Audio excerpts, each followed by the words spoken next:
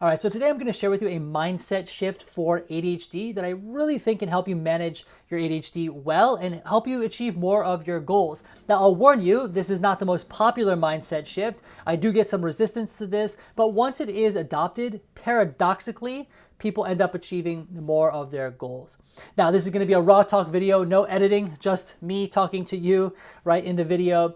And I am a therapist who works in New York City. I specialize in working with folks with ADHD. I own a group practice as well, and we all specialize in working with folks with ADHD. The practice is called PRGRS Therapy, stylized as PRGRS.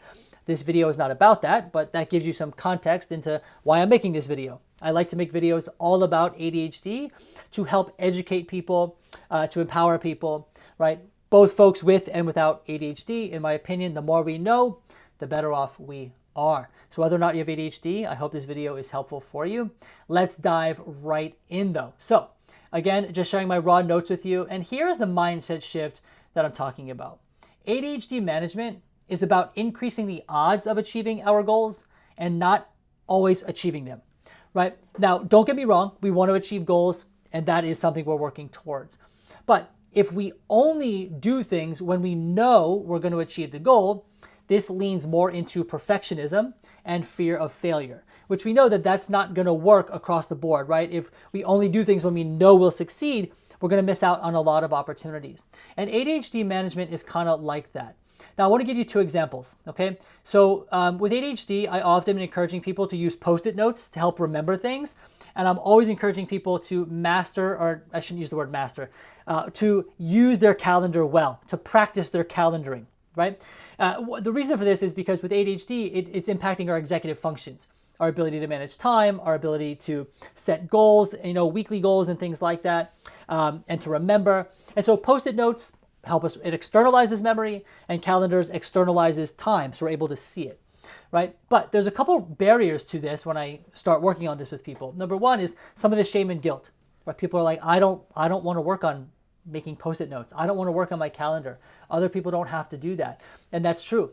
People without ADHD might not need to do that. Maybe they're able to remember, or they're able to visualize time internally, that kind of thing. And when it comes to ADHD, it's not a skill deficit. It's not because someone doesn't know how to manage their time or they don't know how to remember things. It's more about not doing what you know, right? It's more of a motivation issue.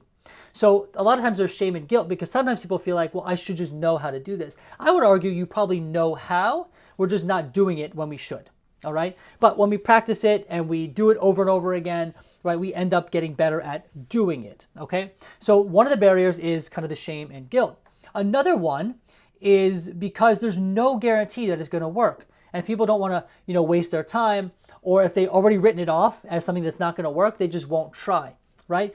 But when we shift our mindset into realizing that these kind of tools or skills that we're trying to work on, whether it be writing Post-it notes to remember things, working on our calendar to manage time, it's not about being perfect and always getting it right? But it is about increasing the odds of achieving our goal. So let's say, for example, I'm working with someone and they're always forgetting their wallet or their ID for work, right? And then they get locked out of the building. It causes them to be late, right? We need to find a way for them to remember, right? And one of the ways we're going to do that is by putting a Post-it note in the places where they are every day. So most likely the bathroom mirror, right? Put a bright pink Post-it on the bathroom mirror that says work ID.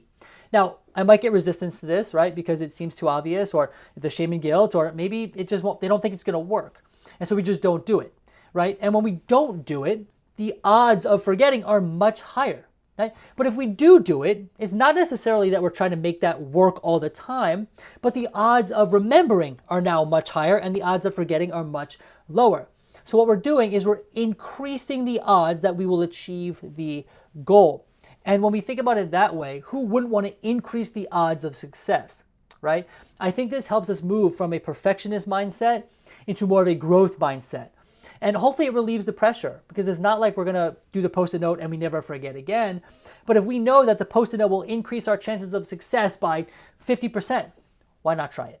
Right? Now, these are somewhat simple examples with Post-it notes and calendars, but the work obviously gets much more complex than that. But I wanted to introduce this new mindset. Wherever you can, increase the odds that you will achieve your goal, okay? And that will help open up your mind to different things that you can do to help and not just write it off. Again, this is just a really quick video, some raw talk, a thought I had on my mind, wanted to share it. Hope you find it helpful. If you're interested in learning more about our practice, there's a link down below. You can read about us. Other than that though, hope you have a great rest of your day, and I'll see you in the next video.